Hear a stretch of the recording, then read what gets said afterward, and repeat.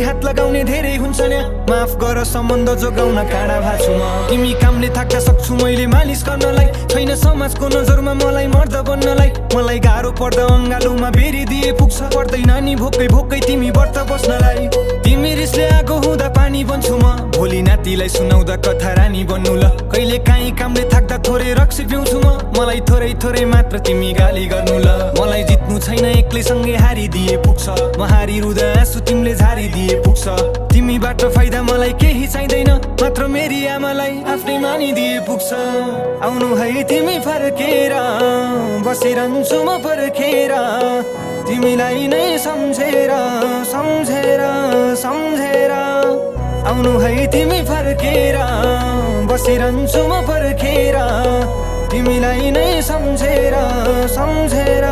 सम्झेर हात दिन्छौ भने